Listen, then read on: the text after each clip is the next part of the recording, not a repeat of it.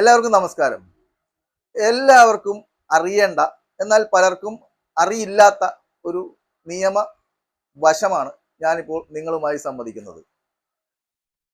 അത് പ്രധാനമായും നോമിനി എന്ന ആ ഒരു പദവി, അല്ലെങ്കിൽ ഒരാൾ മറ്റൊരാളെ അയാളുടെ നോമിനി ആക്കുന്നു. ഇതിന്റെ നിയമപരമായ പൊസിഷനാണ് ഞാൻ നിങ്ങളോട് ഇപ്പോൾ പറയുന്നത്. എൻ്റെ ഈ നിയമ പോരാട്ട വീതികളിൽ പലപ്പോഴും എനിക്ക് പൊതുസമൂഹത്തിൽ നിന്ന് മനസ്സിലായിട്ടുള്ളത്, ഭൂരിപക്ഷം ആളുകളും ഈ നോമിനി എന്ന് പറയുമ്പോൾ അവർ വിചാരിച്ചിരിക്കുന്നത് ഒരാൾ മറ്റൊരാളെ നോമിനി വെച്ചാൽ അയാളുടെ അവകാശിയാണ് എന്നുള്ള ഒരു തെറ്റിദ്ധാരണയുണ്ട്. എന്നാൽ അവകാശികളെ വയ്ക്കാറുണ്ട്. ഒരാൾ തൻ്റെ ഭാര്യയെ നോമിനി വെച്ചാൽ നോമിനിയുമാണ് അവകാശിയുമാണ്. മകളെ നോമിനി വെച്ചാൽ നോമിനിയുമാണ് അവകാശിയുമാണ്. മകനെ അല്ലെങ്കിൽ അമ്മയെ, അങ്ങനെ രക്തബന്ധമുള്ളവരെ നോമിനി വെച്ചാൽ അവർക്ക് അവകാശമുള്ളതാണ്. പക്ഷേ അവകാശവും കൂടിയുണ്ട് എന്നേ ഉള്ളൂ.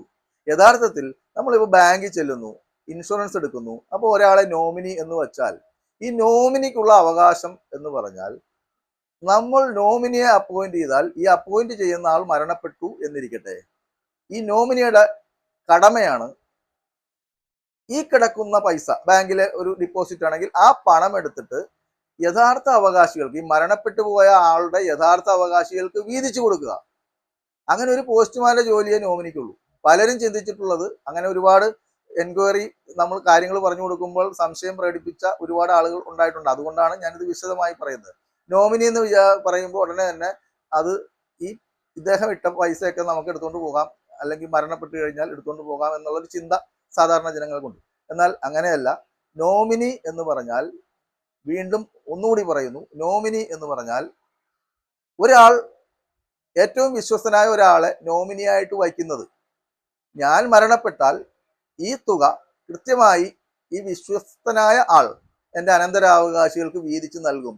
അതുമാത്രമാണ് അദ്ദേഹത്തിനുള്ള അധികാരം.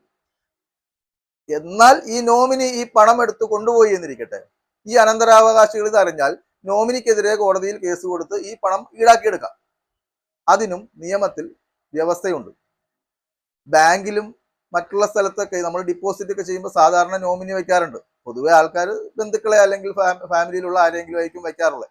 അങ്ങനെയാണെങ്കിൽ പോലും ഭാര്യയെ നോമിനി ആക്കിയാൽ മക്കൾക്കും കൂടിയുള്ള അവകാശം ആ ഭാര്യ നോമിനി എന്നുള്ള രീതിയിൽ പോയി തുകയെടുത്തിട്ട് ഈ തുക കൃത്യമായ അനന്തരാവകാശികൾ ആരെങ്കിലും കൊണ്ട് അവർക്ക് വീതിച്ചു കൊടുക്കുക. ഒരു ഭാഗം അവർക്ക് കൊടുക്കാം, അവരവകാശി ആയതുകൊണ്ട്. അതല്ലാതെ പുറത്തുള്ള ഒരാളാണ് നോമിനി വയ്ക്കണമെങ്കിൽ ഈ നോമിനി ആ പണം എടുത്ത് ഈ മരിച്ചുപോയ ആളുടെ ഭാര്യയ്ക്ക്, മക്കൾക്ക്, അവകാശികൾ എത്ര പേരാണോ അവർക്ക് വീതിച്ചു കൊടുക്കണം. ഇതാണ് നോമിനിയുടെ കർത്തവ്യം. ഇനി നോമിനി ഇല്ലാതെ വന്നാൽ അതും വലിയൊരു നൂലാമാലയാണ്. നോമിനിയെ വയ്ക്കാതെ ഒരു ഡിപ്പോസിറ്റ് ഉള്ള ഒരാൾ മരണപ്പെട്ടു വന്നിരിക്കട്ടെ, ഈ അനന്തരാവകാശികൾ അനന്തരാവകാശ സർട്ടിഫിക്കറ്റ്, റിലേഷൻഷിപ്പ് സർട്ടിഫിക്കറ്റ്, അത് ഇന്ന് വേണ്ട, ഈ ബാങ്ക് ആവശ്യപ്പെടുന്ന രേഖകളെല്ലാം ബാങ്കിൽ കൊണ്ട് ഹാജരാക്കിയ ശേഷം മറ്റ് അവകാശികൾ ഇല്ല എന്നുള്ള തെളിവുകളും ഹാജരാക്കി ഒരുപാട് നൂലാമാലകളിലൂടെ കടന്നുപോയാൽ ഈ പണം യഥാർത്ഥ അവകാശികൾക്ക് വാങ്ങാൻ പറ്റും. അതുകൊണ്ട് തന്നെ നോമിനി വയ്ക്കേണ്ടത് അത്യാവശ്യമാണ്. ഇല്ലെങ്കിൽ കുറച്ച് നിയമക്കുരുക്കിലേക്ക്, ഈ ഡിപ്പോസിറ്റ് തിരിച്ചു കിട്ടാനുള്ള കുറച്ച് നിയമക്കുരുക്കിലേക്ക് പോകേണ്ടി വരും. പക്ഷെ വയ്ക്കുമ്പോൾ തന്നെയും നോമിനിയുടെ കർത്തവ്യം ഒരു പോസ്റ്റ് ഓഫീസ് അല്ലെങ്കിൽ ഒരു പോസ്റ്റ്മാന്റെ കർത്തവ്യമേ ഉള്ളൂ. ഈ പണം എടുക്കുക, അനന്തരാവകാശികൾക്ക് വീതിച്ചു കൊടുക്കുക. ഇതാണ് നോമിനിയെ കുറിച്ച് പറയുവാനുള്ളത്. വീണ്ടും ഒരു വിഷയവുമായി വരുന്നതുവരെ വണക്കം.